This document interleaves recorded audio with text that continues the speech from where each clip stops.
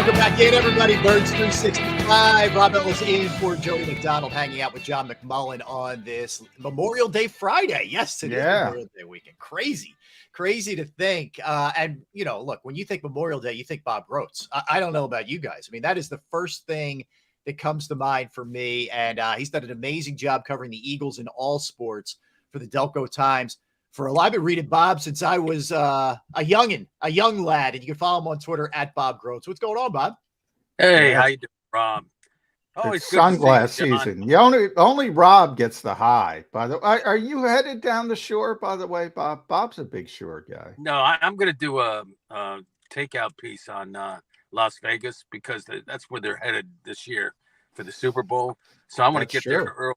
Yeah, you know. By the way, speaking of Bob. Speaking of this, I'd like to call this disrespect season because everybody comes out with their list, you know, their power rankings, the top quarterbacks, all that kind of stuff.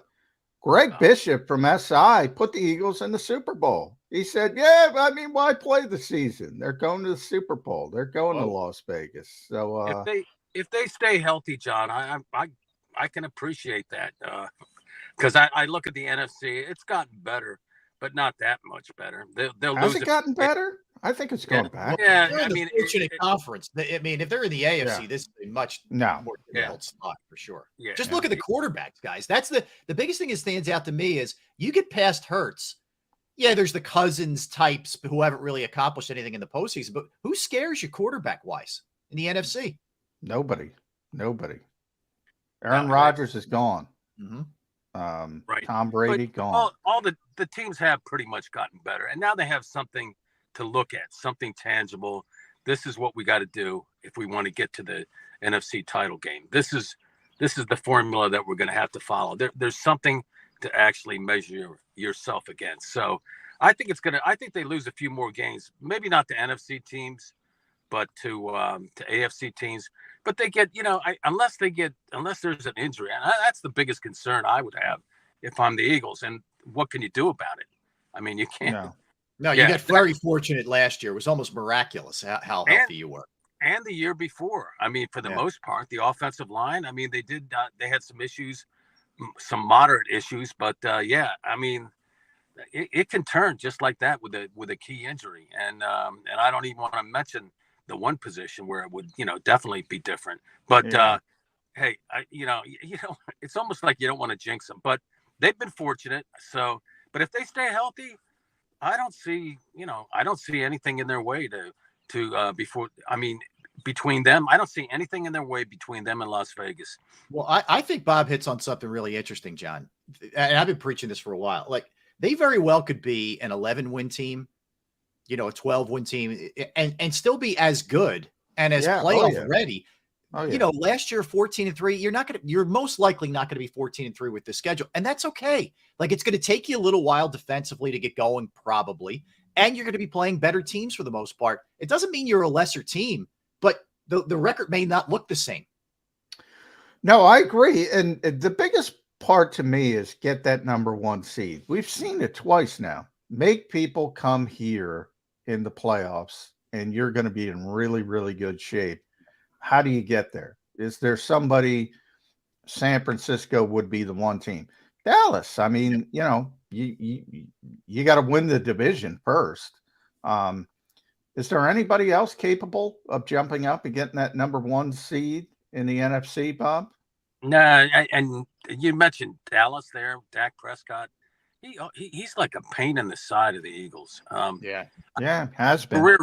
He's got a good career record, and but he also hasn't played against them. He's been hurt a couple of games. So, you look through the NFC and look at the NFC East. I don't think the Giants are going to be able to do anything. In Washington, we don't even know, you know, what's going to happen with that franchise. You know, they're has Josh Harris finalized that deal yet? You know, not yet. Do they have Is he looking for a coach right now, Bob? That's what he's doing. Are they going to take the Liberty Bell there and ring it before the games? I mean, that's a bizarre situation too. Yeah. You could talk a whole show he's about trying to get I think you're part of that ownership committee. It's like 50 deep.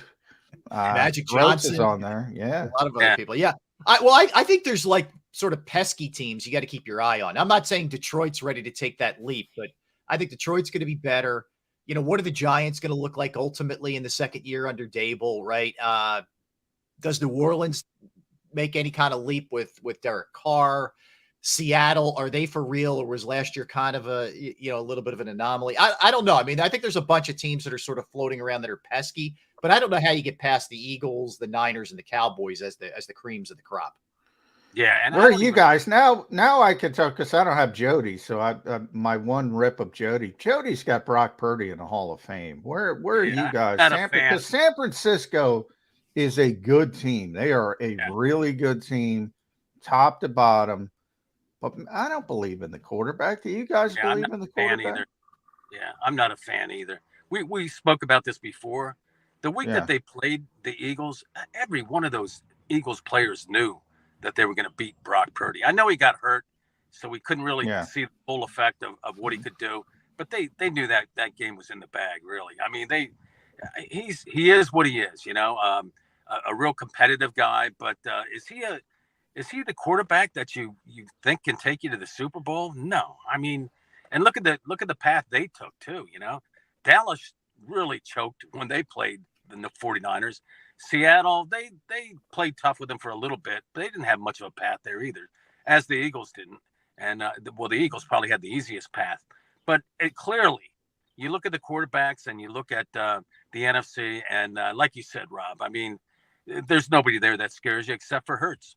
Yeah. And I think I agree with you guys. I mean, I thought it was weird that Kyle Shanahan basically came out and said, we expect Purdy to be ready week 1. It's a strange thing to do for a guy coming back from elbow surgery, UCL surgery too. Right. I mean, and I know it wasn't full Tommy John, but come on, man. Like it was a weird thing to say, number one. And I'm with you guys. Like, as much as we say, teams may have better tape on the Eagles now or whatever, well, everybody's got tape on Brock Purdy, as good as everything else is with San Francisco. And, between Purdy, Lance, and Darnold, I'm sorry. If it comes down to a big spot and any of those guys have to bring you back in a game, you feel confident in that situation? And by the way, going back to the injury, guys, that's Hassan Reddick coming front side, and he doesn't have the pocket presence to, hey, this guy's bearing down on me. I mean, if that's Tom Brady, if that's even Matthew Stafford, Kirk Cousins, they're getting the football out. And if they're not getting the football out, they're just going to take a sack, hit the ground. They're going to be healthy for the next play. The whole game, Reddick would have had 10 sacks. I mean, no pocket presence. It would have been ridiculous. That game was done when Brock Purdy started it. So, but they do have an axe to grind. The 49ers, they have to prove to themselves at least that they're better than the team that lost. But what are you going to do when you're down to your third quarterback? So, and even this year with the new rules and that, I mean, that's not that. I don't. You mentioned Darnold back there. If you ask me, he's another one of those guys you want to see get on the field when another quarterback gets down. So I don't think. You mentioned Kyle Shanahan, Rob. Yeah, I think this is the perfect. I can't believe San Francisco has a perfect opportunity to give Trey Lance one more shot and say, you know what? Well, Brock's hurt, so Trey's our guy, and let him start the season. Mm-hmm. They're a good team. If they start winning games, everybody forgets about Brock Purdy, and you got the kid with more talent. But as you mentioned, Rob, he's like, he's going to be ready week 1. They're scared to death of him, John. They don't believe in him even a little bit. It seems that way. John Lynch has done a lot of great things there. That one's going to go down as a really bad one to trade up for Trey Lance. If he can't get on the field, in front of a guy who was the very last pick in that draft, and Sam Darnold, who's a third-time over reclamation project, that's a major. The thing I worried about with Lance the whole time, guys, he played so little football. You go back and look at how many starts he made at North Dakota State. Yeah. Even in high school, he missed time. So I didn't I never got that one. Yeah. That was a complete projection. Yeah. He's going to be their Antone Davis. You remember when the Eagles traded another pick to get him? And what did they get out of him? Just a couple of years of average or below average starts. So, and I'm not a big fan of Kyle Shanahan either. I thought he was pretty innovative, and I liked his schemes for a while. But now he's kind of settled into the pack. I'll take Nick Sirianni over Kyle Shanahan any day of the week. Speaking of, go ahead, Rev. No, I was just going to say, for all the crying they've done, and there's still, there's like, you need a Noah's Ark for the River of Tears, with San Francisco here. But like, how about you don't block probably the second or third most ferocious pass rusher in the game now, Hassan Reddick, with a tight end? Maybe your guy doesn't get killed in that sense. Like that, nobody focuses on that, or the lack of a challenge. He made like 10 mistakes in that game that were epic mistakes, on top of, losing his quarterbacks, which we all sort of default to, which was the biggest deal of the game, obviously. But he sucked that whole game as a coach. Well, here I go. I'm going to put on my Kyle Shanahan defense hat. First of all, I think he's a great play caller, great play schemer. I don't think he's a great head coach. He makes a lot of game management decisions, probably because he gets bogged down with the play calls. Right. But, that offense, which is, the Shanahan Kubiak offense, like, it's on the quarterback. They do that all the time, where they're chipping a tight end on the pass rusher. It's a play action play. You're trying to fool the defense, and the quarterbacks and that's why I bring up Brock Purdy in the pocket presence. That's on him. A tight end is blocking Hassan Reddick. Ball's got to come out. But do you trust that guy, though, John? Like, the name you threw out there was Tom Brady. I don't trust, well, that's what I'm saying. You can't run the Kyle Shanahan offense with Brock Purdy. Yeah. I think you could see it in the game before. I mean, people were catching on to him. I mean, he had a great little run there, but, his value or his performance diminished week by week. Yeah. He's great with manufactured touch players, though. Everybody wants manufactured touch players, but Kyle's the only one who uses them well, whether it's Deebo Samuel, Christian McCaffrey. Everybody's like, we pre-draft, everybody's like, Bijan Robinson. Why? The Eagles aren't going to use him. They're like, well, you can use him as a wide receiver. Where's any evidence? They don't even use motion for people do that all the time with running backs. They think it's just easy. Yeah, he'll be a receiver. The guy played running back his whole life. Yes, he has good hands, but it's two different positions. Yeah, it's absurd. Keep your eye on this, though. Keep your eye on this, guys. Who's going to have the longer career? Bijan Robinson or Jalen Carter? Yeah, I mean, Bob, you're right. I mean, the line you're dancing with Carter is a fine one with the off-the-field stuff. There's no question about that. Yeah. But impact-wise, if you just look at the position, it's definitely Carter these days. I hear you. But I hear you. I mean, it is – I'd be lying to you if I said I was fully confident that he was, going to be locked in and able to – because it was more than just the car accident, with the concern. Yes, he's only 21. I mean, who knew anything at age 21? I mean, and who listened to anything? Yeah, I don't know. I mean, if they can get him if they can get him matured or whatever, whatever you would call that, if they could get him to be committed and just let go of all that past, but there comes a point too with certain players, and I don't know that this is necessarily the case with him. I suspect it is, but that part where you got that kind of crazy edge, that's what makes you who you are. And if you mess with that too much, I mean, what do you get? So that's going to be a really interesting coaching act there. And but I'll say this too, I have a lot of confidence in Tracy Rocker. I think he's a real pro's pro, and if anybody can kind of get this guy going, I think it would be Tracy Rocker. Yeah, and I think Bletch is going to be a big part of it as well. I think Bletcher's more important from a leadership standpoint to those core four guys. But, you mentioned Nick Sirianni, Bob. We're going to get a chance to talk to Nick next week when the Eagles finally have an OTA practice. Yesterday, Dan Campbell, I don't know if you saw it, was out there ripping the new kickoff rule. Yeah. And, Dan tends to talk more. Andy did too, by the way. Andy did too. Yep. The Kelsey brothers destroyed it. Mm-hmm. Is Nick Sirianni going to say something substantive on these new rules, the kickoff rules specifically, that everybody seems to hate, or is he going to toe the line? Well, the Eagles voted against it. Oh, yeah. Well, everybody did. it's amazing that it got passed. Yeah. Well, yeah, not ultimately, but all the coaches were against it, but obviously it passed. Yeah. I mean, I don't get that either. I mean, they've been trying to kill the kickoff for years.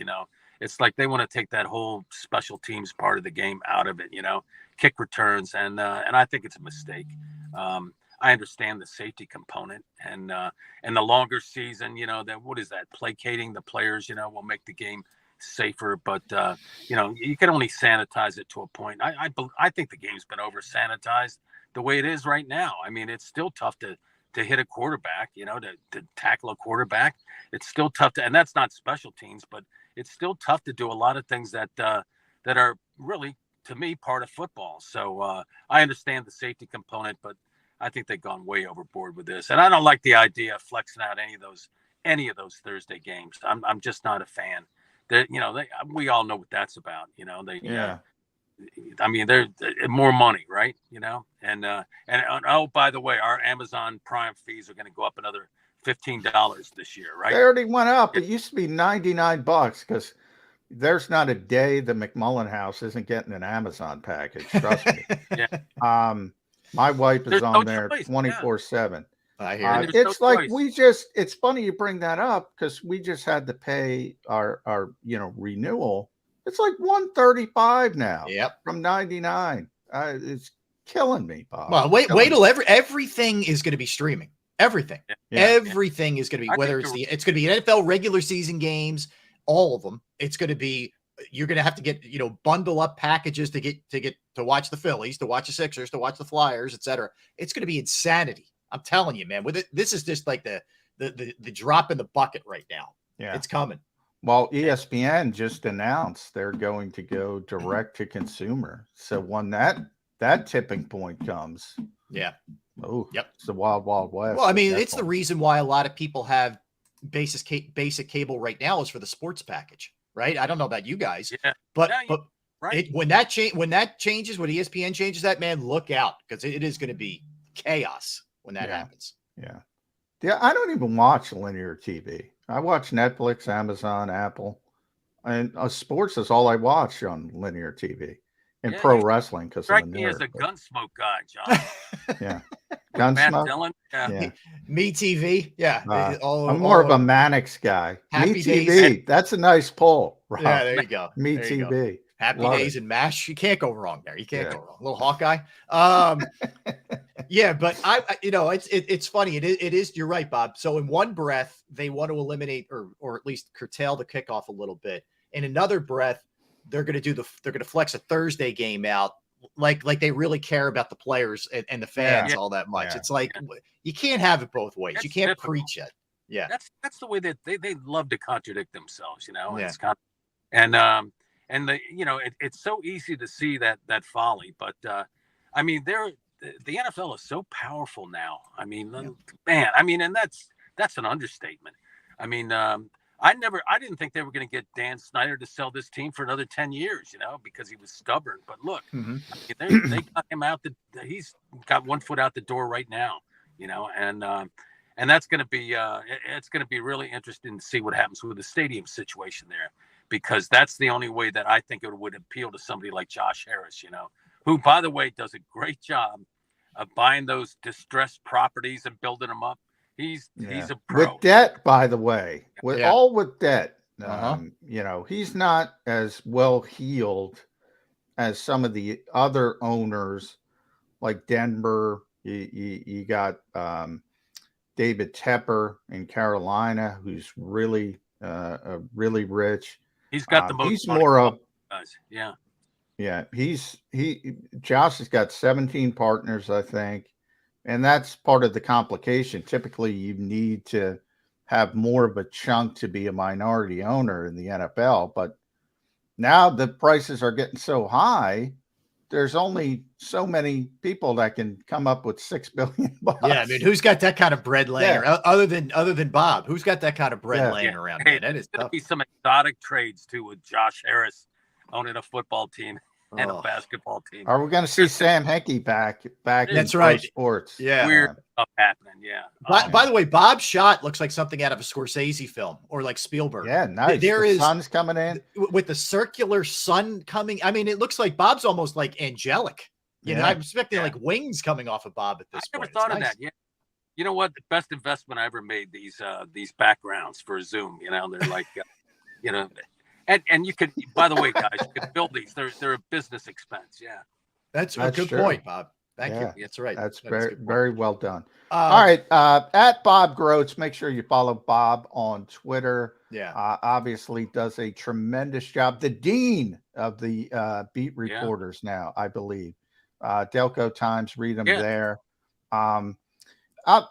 Defensively, Rob and I were talking about it a little bit before you came on. Let's turn the page on Jonathan Gannon. Sean Desai, they got to replace 5 starters, Bob. Javon Hargrave, TJ Edwards, Kaiser White, CJ Gardner-Johnson, Marcus Epps. Which one of those 5 are going to be the most difficult to replace? Well, I know that you don't appreciate this one, but I think it's CJ. I really think he's the only. I said TJ or CJ.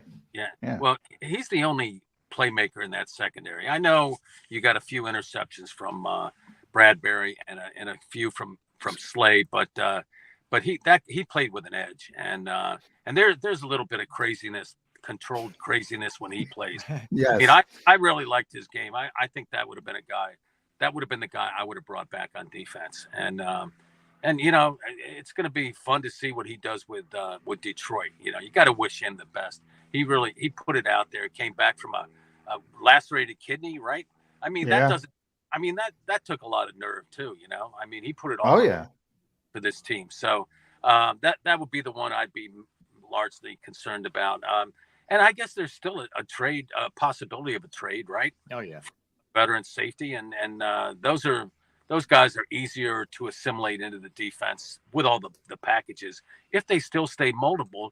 But you know, that'll be the fun thing to see too with Desai. You know, what is he going to do? Is it going to be his defense? Is it going to be a Matt Patricia defense? You know, what is it going to be? What are they going to do this year? And it's going to change. It's not going to be that Gannon defense, I don't think. How much do you guys anticipate? How big a role influence that will Patricia have? That's going to be. We might not see that immediately, but we're going to see his influence in there. Yeah, I want to ask Nick that. Because that's sort of a new role he hasn't had, senior defensive assistant, and Marcus Brady's the senior offensive assistant. So these are kind of new roles integrated into the coaching staff. They tried to sneak Matt Patricia by us, man. Yeah. How would you like to be Sean Desai too, with that guy looking over your back? I mean, yeah, that was a curious hire.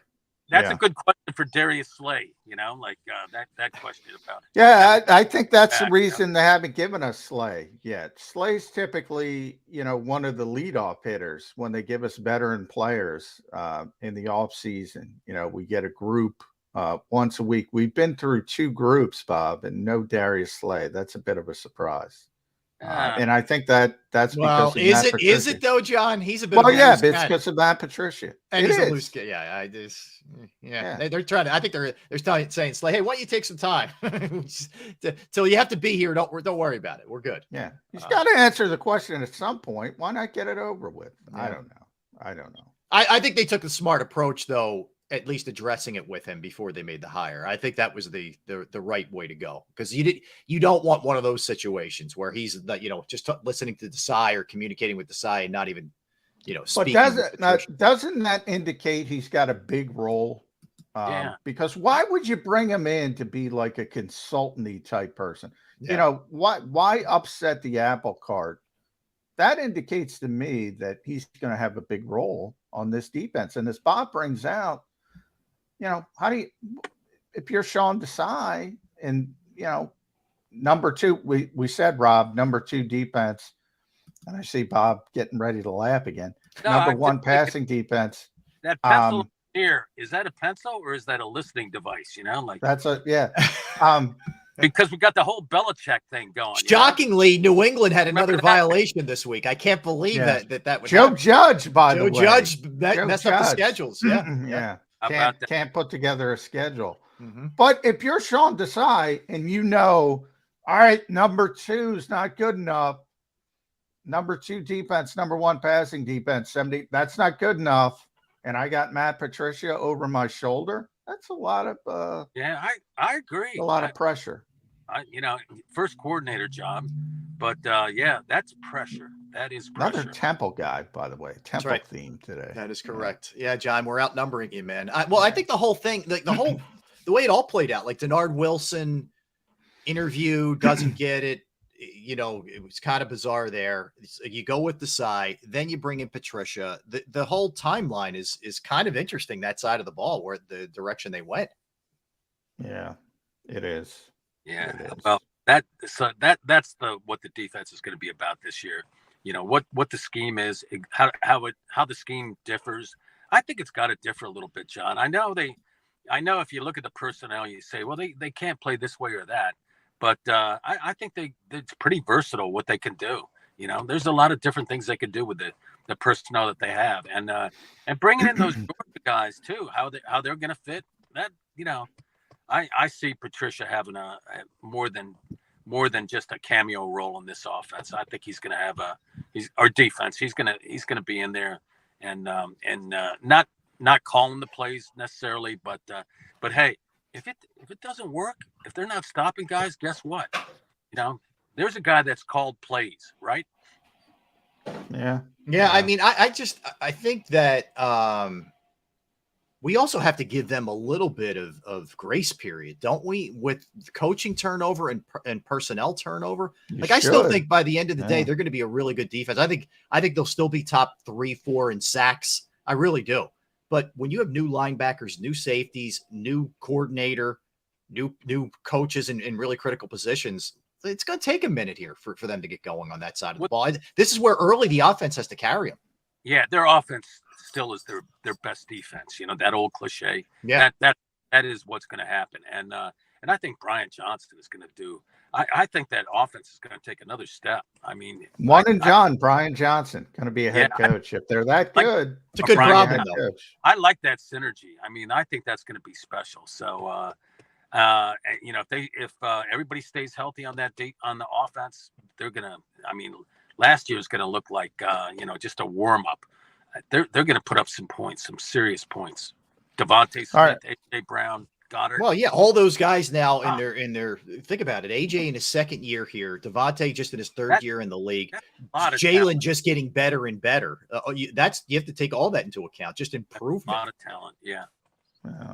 Where are you going, Bob? The most important part. Where are you going this morning? Oh, I'm heading to I'm headed to Annapolis. Yeah. Oh. Yeah. Family get together. Yeah. Having these. You seem thrilled, Bob. You seem really excited about it. I just don't like the drive down there. I love Annapolis. Yeah, the drive is tough, but Annapolis is beautiful. God. Yeah, drive getting down there 95 on Friday or Saturday. Yeah. Oh Lord. Memorial Day. And yeah. And well, now I appreciate even more taking time out of your day. That's right. This is costing him a half hour of traffic. Yeah, man. Although you might be better off. You might have missed it now, Bob. That's good. I still got to work. No, I still got to work today, but. Yeah, I mean, there's nothing right about a trip down there on a weekend because that's when they do all the construction. All these cameras are coming off in construction zones where they hit you for $50 or whatever, money makers. So, but anyway, have a great weekend. All right, John. Great, Bob. Thanks, buddy. Thanks, appreciate Bob. it, Bob. Bob Grotz of the Delco Times does an awesome job. Is he the most senior guy on the beat? He is the most senior guy now. I was trying to think. Because Damo is off, Les is off. He would have been more senior. Is he more senior than Ruben? That's a good question. I didn't think of Ruben. They're probably they're in the same range, but I thought Bob's like 92 maybe. So he's 92 years old. Okay, he looks good for 92. Your words, not mine, John.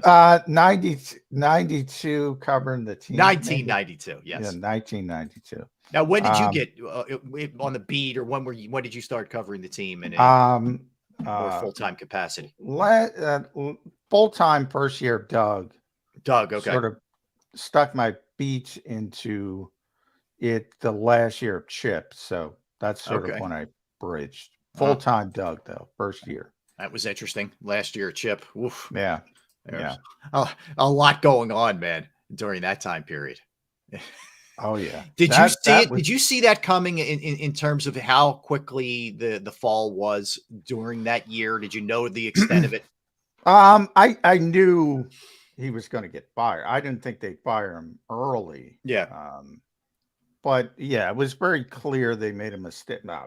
Jeffrey calls it his biggest mistake, going away from Howie, which I don't know if it was, because I don't think the Howie Roseman today exists without sort of, that being put back in his place. And he did a lot in that year.